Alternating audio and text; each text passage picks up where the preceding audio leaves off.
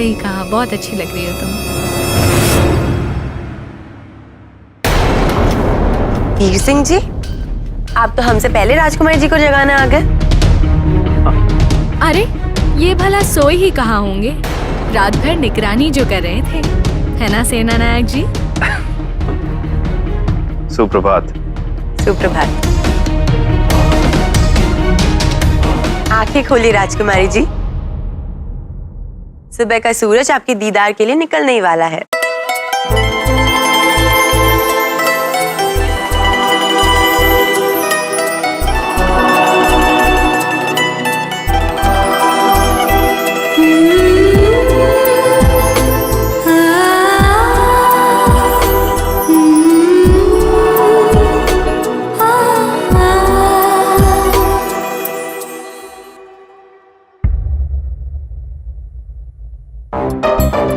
हमने इस तरह बैठकर कभी शांति से बात ही नहीं की, वरना यक्ष महल में तो बात बात में आप तुनक जाया करती थी। अच्छा, तो हम तुनक मिजाज हैं।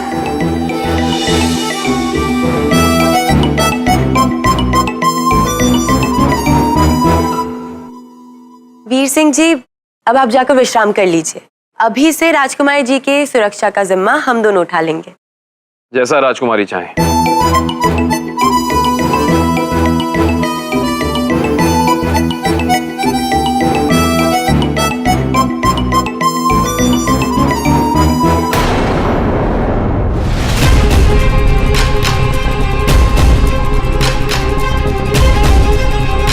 चाबी? वो चाबी कहाँ गई? ये तो रखी थी हमने। राजकुमारी जी, आपको ठीक से याद है ना, आपने चाबी यही रखी थी? हाँ, हमें याद है, हमने चाबी यही रखी थी।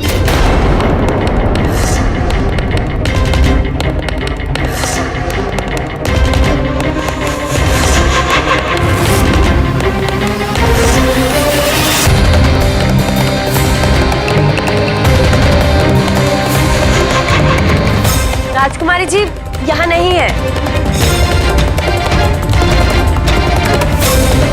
अगर इन्हें चाबी नहीं मिली तो पहला शक मुझ पर ही होगा।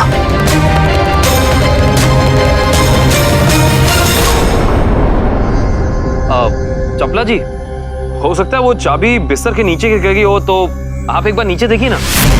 चंपा जी, आप भी।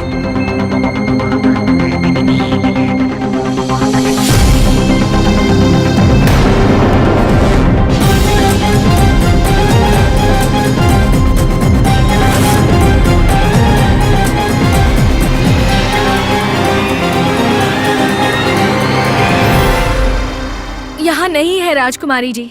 हमें याद है, हमने चाबी यही रखी थी, इस तकिए के नीचे। हाँ, चंपा जी, एक काम कीजिए, आप इस तरफ देखिए, शायद इधर होगी।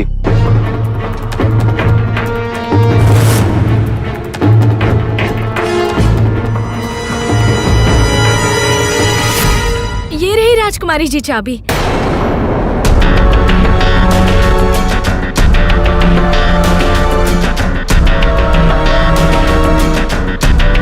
शुक्र है, हम तो घबरा ही गए थे।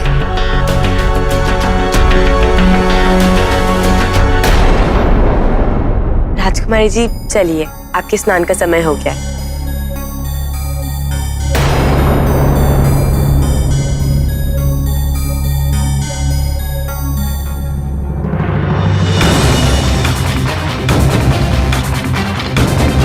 चाबी हाथ आई, हाथ नहीं लगी। अगर मुझे चाबी हासिल करनी है तो मुझे अपने और चंद्रकांता के दरमियान जो भी फासले हैं उन्हें मिटाना होगा।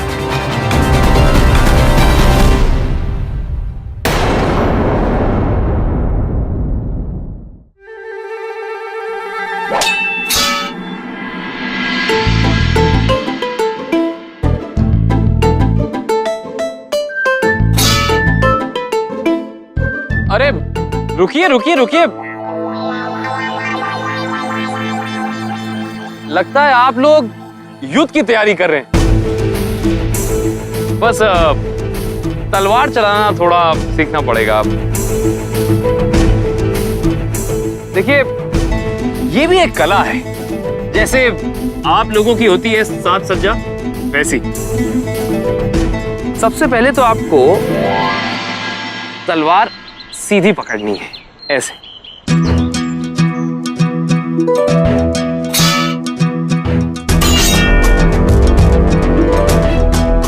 ऐसे तलवार चलाने का अंदाज हमने पहले कभी नहीं देखा। कहाँ से सीखा आपने? आप सीखना चाहती हैं तो मैं आपको सिखा देता हूँ।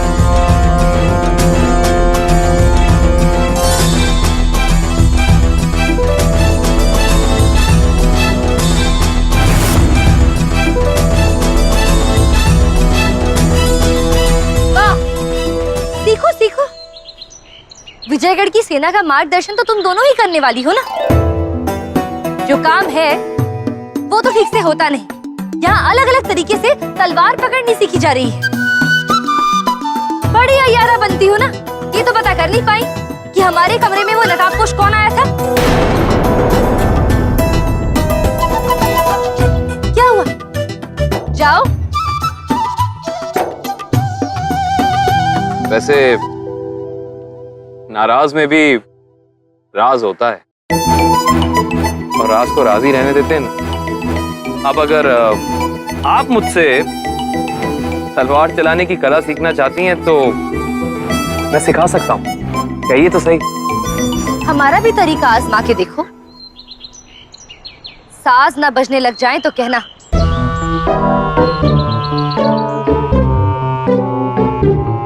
जैसा आप कहें। आई।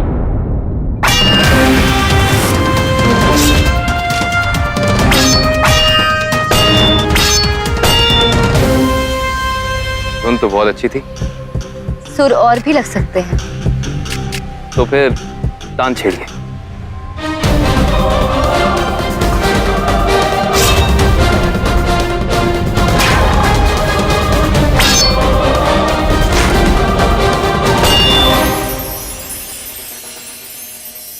तान सुरीली लगी या तीखी? अब तो मैं पूरी सरगम सुनने के बाद ही फैसला ले सकता हूँ। तो तुम्हारी ये फरमाइश भी आज पूरी कर देते हैं।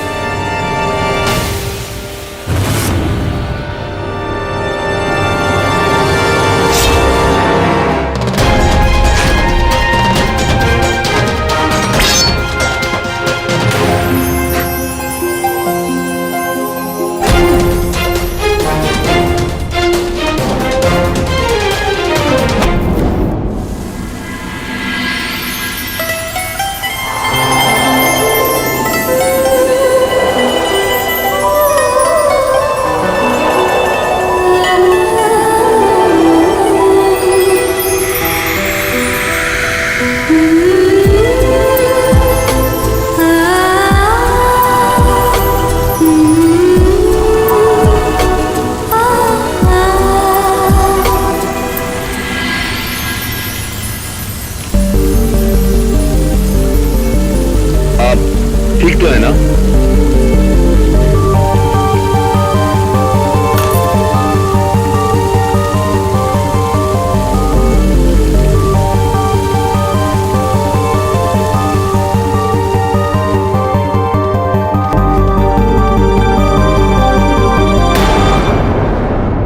आराम से बैठिए। आपके पाँव में मोच आई है। आप बस अपने पाँव को थोड़ा ढीला छोड़िए। हाँ?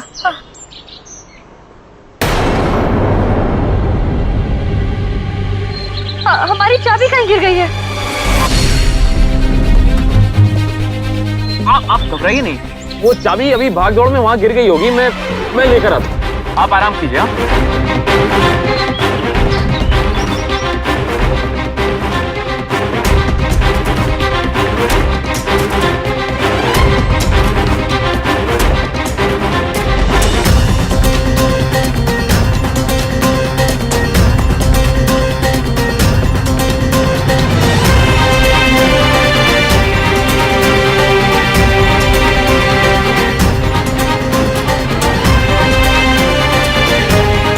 विजयगढ़ आने का मेरा मकसद अब बहुत जल्द कामयाब हो जाएगा। पिताजी को तिलिस्म की चाबी दे, मैं अपने पुत्र धर्म का पालन करूंगा।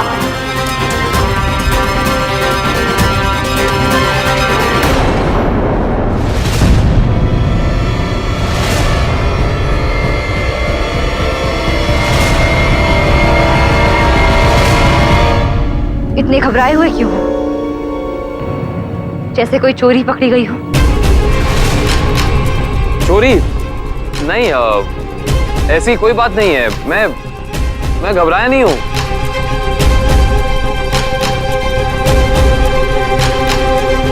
लाओ, देख क्या रहे हो? दो। क्या? अरे चाबी दो ना। चाबी? वो चाबी तो लेने आया था मैं यहाँ। दरअसल बात ये हुई कि ये चाबी यहाँ गिरकर गंदी हो गई थी, मिट्टी लगने की वजह से। मैं सोचा साफ करके आपको दे दूं। आखिरकार ये चाबी आपकी कमर का आभूषण है, और फिर ऐसा दुस्साहस आपकी खूबसूरती के साथ मुझे कतई बर्दाश्त नहीं होगा। सेना नायक, शस्त्र विद्या के साथ साथ और भी कई विद्याओं में माहिर लगते हैं आप।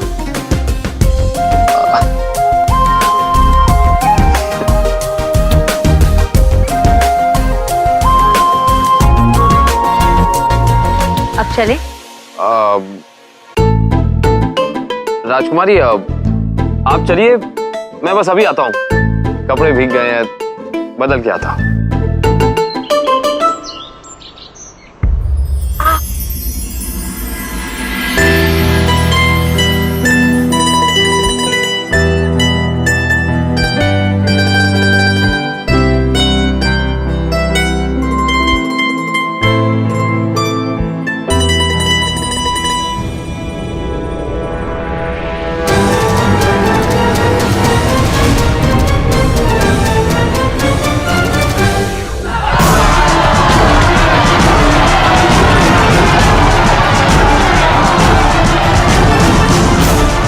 कोई चोर नहीं है झुमरू जो चोरी छुपे विजयगढ़ में प्रवेश करे ना।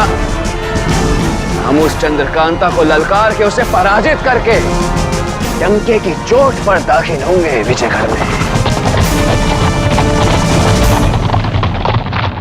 अरे कमबख्तो, इतना धीरे क्यों चल रहे हो? जल्दी करो, उस चंद्रकांता को दासी बनाकर लाना है अपनी। छोटे मुंह बड़ी बात युवराज, बस 7 मील का सफर बाकी है, अभी पलक झपकते ही कट जाएगा। विजयगढ़ वालों को तो यकीन नहीं होगा कि हम इतना जल्दी उन पे धावा बोलने वाले हैं।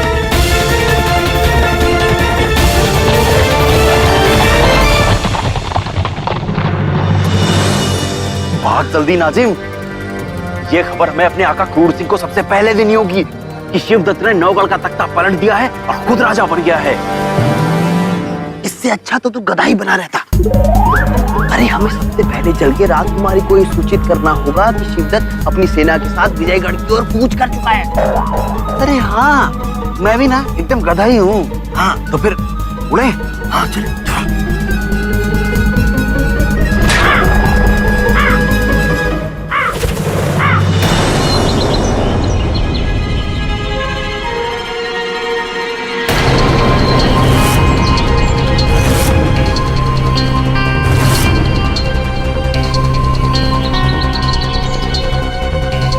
टुकड़ा कहाँ गया जिसपे मैंने चाबी के निशान लिए थे? यहीं कहीं होना चाहिए। क्या ढूंढ रहे हो वीरू?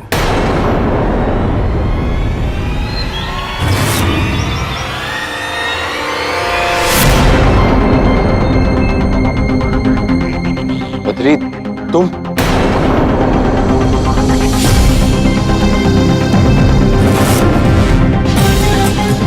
ये इसके पास है। बद्री, तुम यहाँ क्या कर रहे हो?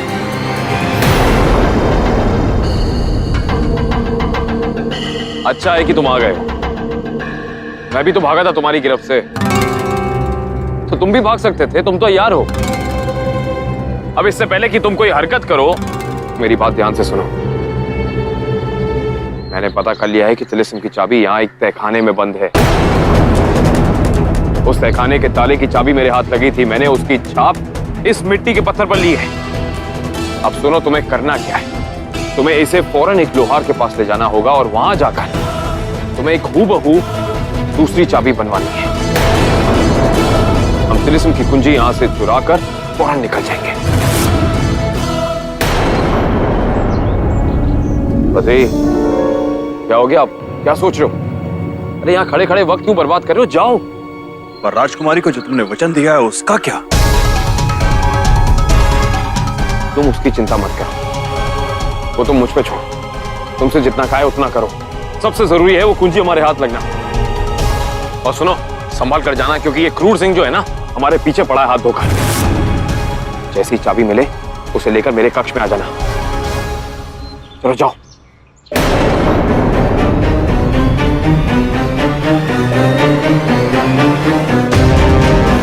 सुराग तो हाथ लग गया है वीरू। अब तुम बहुत जल्द क्रूर सिंह की गिरफ्त में होगे।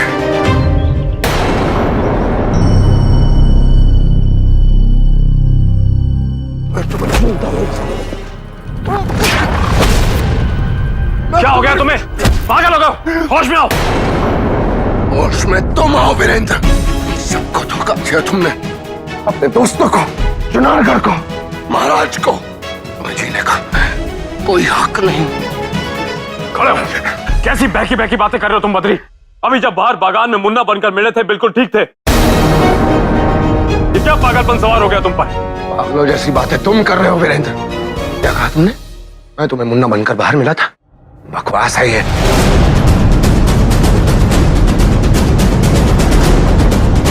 तुम मुझे अगर बाहर नहीं मिले तो वो चाबी की छाप किसको दी है? मतलब है तुम्हारा? बद्री, वो तिलिस्म की चाबी यहाँ एक तहखाने में रखी है। वो चाबी मेरे हाथ लगी थी, मैंने उसकी छाप दी। तो लगा कि बाहर तुम हो, मुन्ना के भेस में। ऐसा नहीं हो सकता वीरेंद्र। मैंने मुन्ना को अपनी हयारी के जाल में कहीं दूर कैद करके रखा है। वो यहाँ नहीं आ सकता।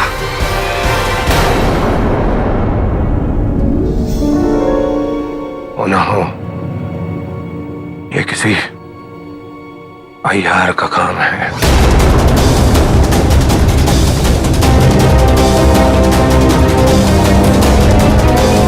अय्यार? नाज़िम अहमद तो नौगढ़ में है, और जहां तक मैं जानता हूं क्रूर सिंह के पास कोई और अय्यार है नहीं। तो अब ये नया कौन आएगा?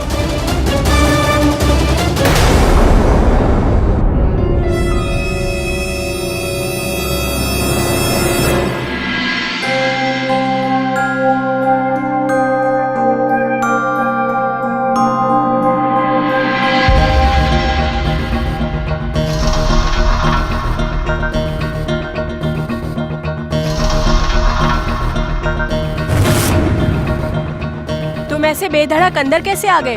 तुम्हें पता नहीं है ये राजकुमारी का कक्ष है?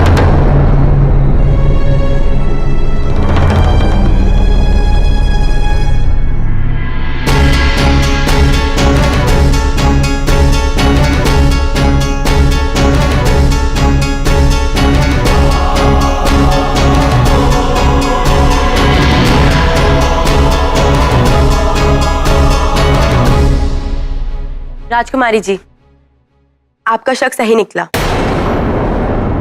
वो नकाब पोश कोई और नहीं बल्कि वीरू ही है।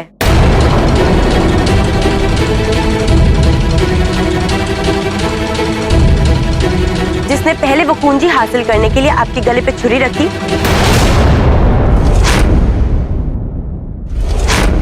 और अभी आपकी कमर से वो चाबी निकालने के लिए ये सब स्वांग रचा। ये देखिए, इस मिट्टी के टुकड़े पर चाबी का चिन्ह अंकित कर रखा है ताकि वो दूसरी चाबी बनाकर तहखाने से कुंजी की चोरी कर सके।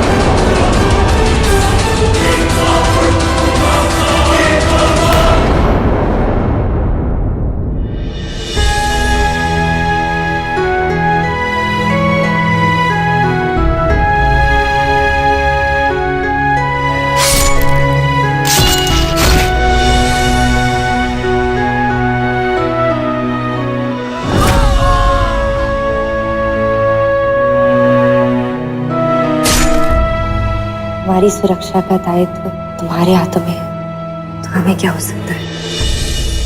तो उसने हमारे साथ फरेब किया। हमने क्या सोचा था और वो क्या निकला। वो कोई लकड़हारा नहीं, कोई योद्धा नहीं, वो एक चोर है। मैं चोर नहीं हूँ।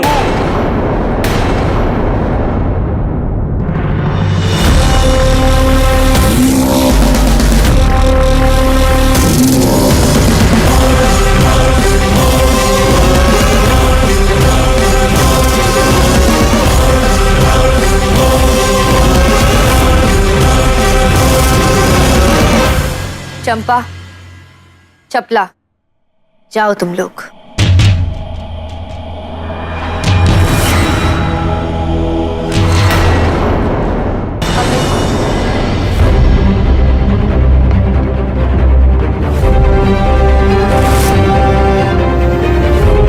मैं चोर नहीं हूं। सच कहा तुम। सिर्फ चोर नहीं, एक फरेबी भी हो तुम। एक अजनबी, एक लकड़हारा बनकर एक राजकुमारी को यक्ष महल में मिलता है और उसका मन मोह लेता है। फिर उसका पीछा करते करते विजयगढ़ तक आता है। अपनी बहादुरी के जौहर दिखाकर पहले सेना नायक और फिर उसका अंगरक्षक बन जाता है। इतना सब कुछ करने वाले सिर्फ चोर कैसे कह सकते हैं? उसे तो जालसाज, चालबाज, धोखेबाज का खिताब मिलना चाहिए। मैं सिर्फ एक तुम्हारी सफाई में और कुछ नहीं सुनना चाहते हम, क्योंकि अब तुम्हारा असली चेहरा हमारे सामने आ चुका है। हमने सोचा था कि तुम विजयगढ़ की रक्षा के लिए आए हो, हमारे लिए आए हो, पर तुम तो एक मामूली चोर निकले जो पता नहीं कौन सी चाबी चुराने आया था। भगवान जाने ये भी सच है या और झूठ छिपे इस चेहरे के पीछे। बस बस बस, इससे ज्यादा एक शब्द भी आपने कहा ना राजकुमारी, तो अपनी मर्यादा भूल जाऊंगा मैं। वैसे अभी तक कौन सी मर्यादा का पालन करते आए हो तुम? कर्तव्य निभा रहा था मैं अपना। चोर की तरह चाबी चुराकर अपनी चीज को हासिल करना चोरी नहीं होती राजकुमारी। चोरी वो होती है जो आपने की है। हमारी कुंजी को अपना समझकर यक्ष महल से आप यहाँ विजयगढ़ लेकर आए। अपने तेवर संभाल के रखो वीर सिंह। अगर हमारे तेवर बदल गए ना तो मौसम बदल जाएगा। हमने कोई चोरी नहीं की। नौकर था, एक सैनिक दे गया था हमें वो कुंजी, वो इमारत, जो भी है वो चीज, और आपने उसे अपना समझ कर रख लिया। ये सोचा होगा कि युवराज शिवदत्त ने आपको प्रेम का उपहार भेजा है ना? तुम्हें क्या फर्क पड़ता है कोई हमें प्रेम उपहार भेजे या शादी का शगुन? तुम तो चोरी करने आए थे ना, करो चोरी। मैं आपसे दोबारा कह रहा हूँ, मैं कोई चोर नहीं हूँ। चोर अपने ईमान का सौदा करते, अपनी जान का नहीं। मैंने अपनी जान हथेली पर रख कर आपको। राजकुमारी जी,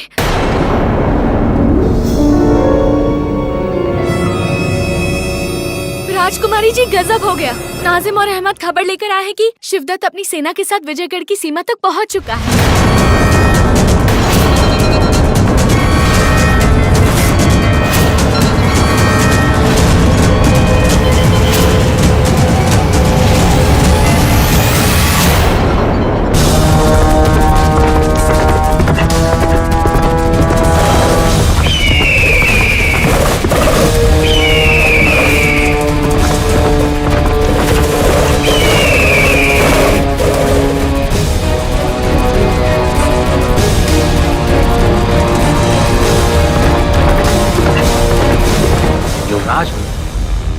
लगता है कोई घुड़सवार विजयगढ़ की दिशा से हमारी छावनी की तरफ आ रहा है।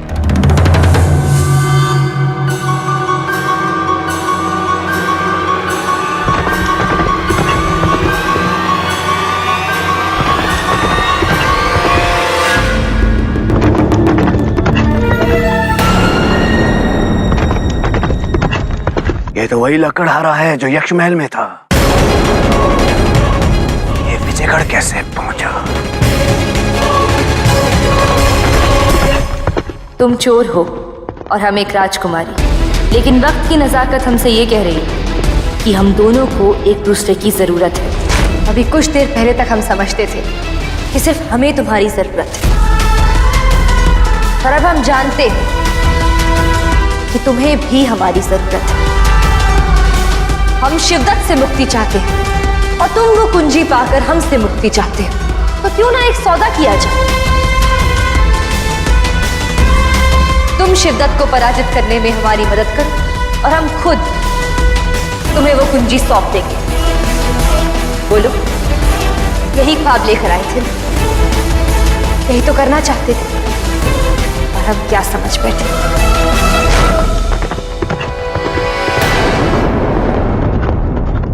आपने उस धोखेबाज पर दोबारा इतना भरोसा कैसे कर लिया राजकुमारी जी, जिसने आज तक अपनी पहचान, अपना मकसद सब कुछ छुपाए रखा। उसके हाथों में आपने विजयगढ़ की सुरक्षा और अपने मान सम्मान का जिम्मा कैसे सौंप दिया? तुम नहीं समझोगी चंपा, कुछ फैसलों पर दिमाग का जोर नहीं चलता। ऐसा नहीं है चपला,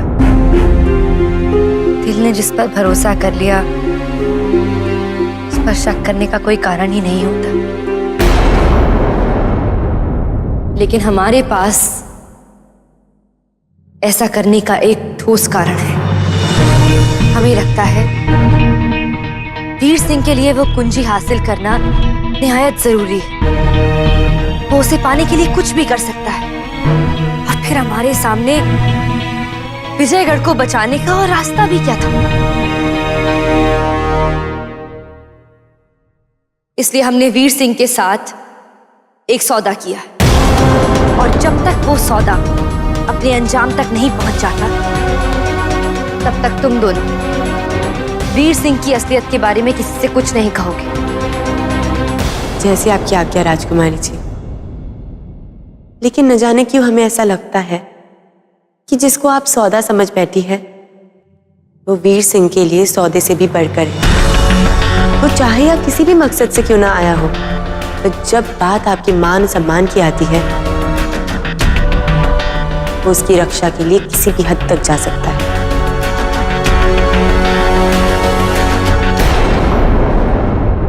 दिल ने भरोसा किया और दिमाग ने सौदा।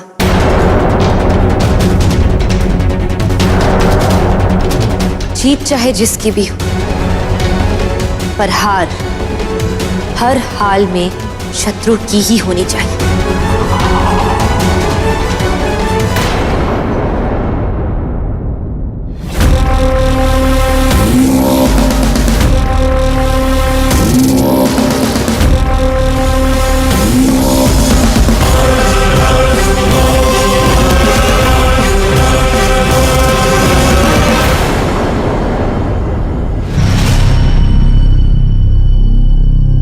जाके कह दो अपने युवराज से कि मैं कोई युद्ध करने नहीं, शांति वार्ता करने के लिए आया हूं। शांति वार्ता?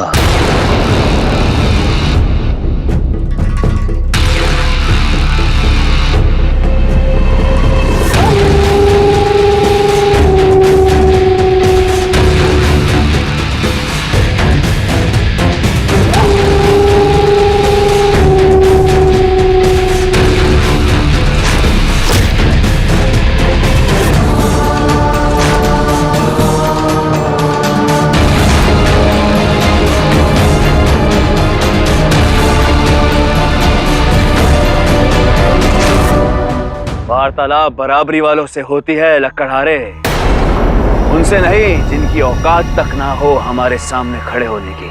औकात और किस्मत किसी भी वक्त बदल सकती है शिवदत्त। मैं आज किसी लक्कड़हारे की हैसियत से नहीं, बल्कि विजयगढ़ के सेना नायक की हैसियत से तुमसे बात कर रहा हूं।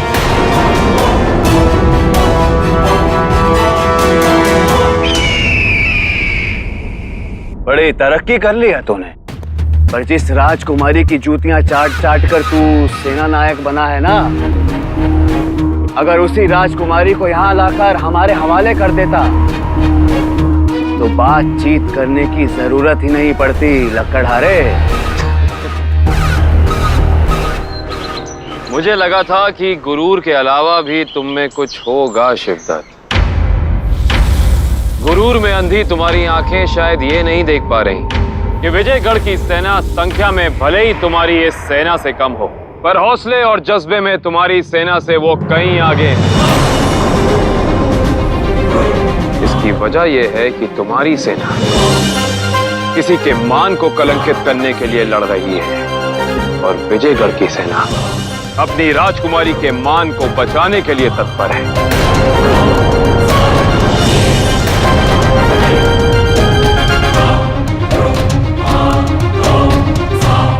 तुम्हारी सेना सिर्फ तुम्हारी जिद की बलि चढ़ेगी, जबकि विजयगढ़ की सेना अपने मान सम्मान को बचाने के लिए अपनी जान न्यौछावर करने के लिए तैयार है। फिर चाहे बलि जिद की हो या किसी के स्वाभिमान की,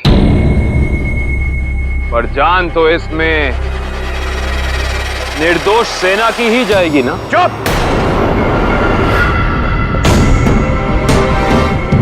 बकवास बंद कर अपनी और यहाँ आने का मकसद बता। सीधी सी बात है युवराज शिवदत्त, तुम ये युद्ध जीतकर सिर्फ राजकुमारी चंद्रकांता को पाना चाहते हो। राजकुमारी चंद्रकांता को। और मैं उस राजकुमारी को तुम्हारे हाथों से बचाने के लिए वचनबद्ध हूं। अब एक राजकुमारी के लिए इतने प्राणों की आहुति देना जरूरी है क्या? तो क्यों ना ये मुकाबला, ये फैसला हम दोनों के बीच हो, तुम्हारे और मेरे। अगर तुम जीते तो जैसा तुम चाहते हो, राजकुमारी चंद्रकांता तुम्हारी। पर अगर मैं जीता तो तुम अपना यह कारवां समेटकर विजयगढ़ से हमेशा हमेशा के लिए चले जाओगे। मंजूर है?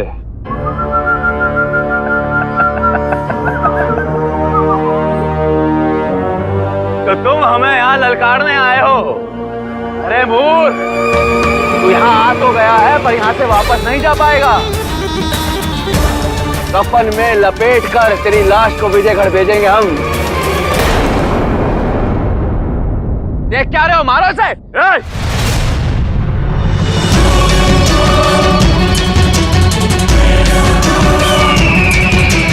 तुम्हारी छावनी में, तुम्हारी सेना के बीच यहां तुमसे बात करने आया हूं शिवदत्त। फिर भी मुझे मारने के लिए तुम्हें इनकी सहायता की जरूरत पड़ी।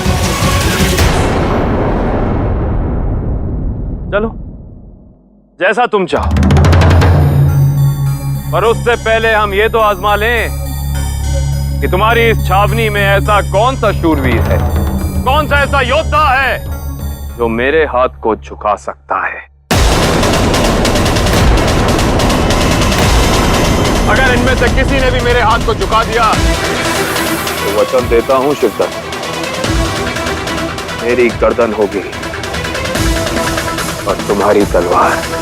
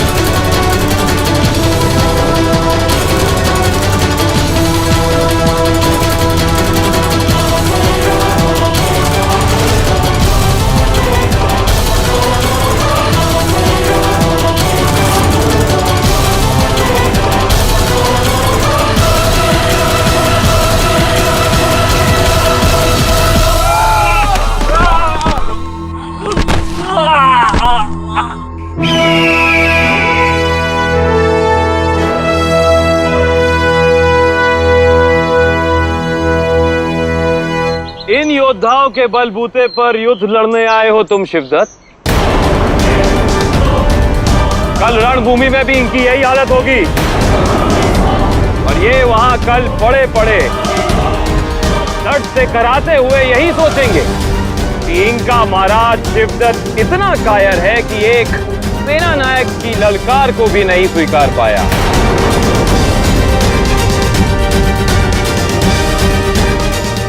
धिक्कार है। खामोश!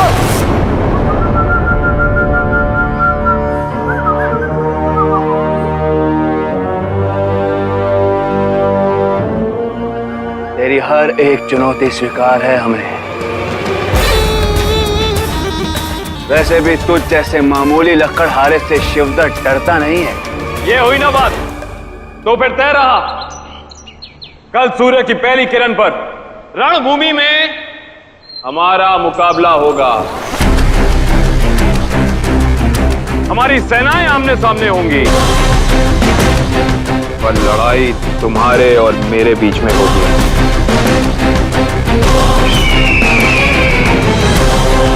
तैयारी करके आना।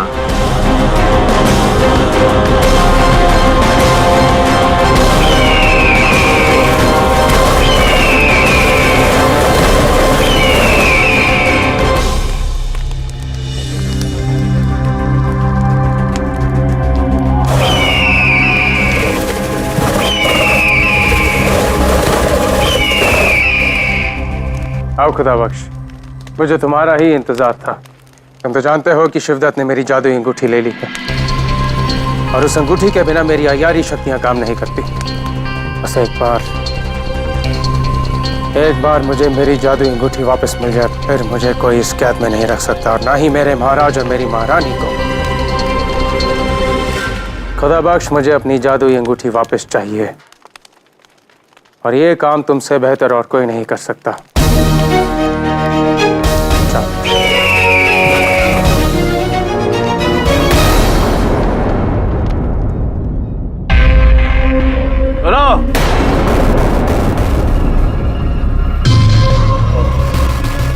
इस लड़ाई में ना कोई नियम होगा और ना ही कोई उसूल होगा। मृत्यु ही विजेता का अंतिम निर्णय करेगी। जो बच गया वो जीत गया और जो मर गया वो पराजित। हमारे नौगढ़ में एक रिवायत है, हम अपने दुश्मनों की लाशों को भी कफन के साथ मरघट तक भेजते हैं। ये कफन हमारी तरफ से अपनी अंतिम विदाई का उपहार समझ कर रख लो। सोच बहुत अच्छी है तुम्हारी शिवदत्त। और अच्छा किया कि ये कफन तुमने मुझे दे दिया। हमारे यहाँ भी एक रिवायत है कि मरने वाले का कफन उसके पिता की तरफ से आता है, तो इसे तुम्हारी अमानत समझकर तुम्हारे लिए रख लूंगा। वचन देता हूं, अमानत में खयानत नहीं होने दूंगा।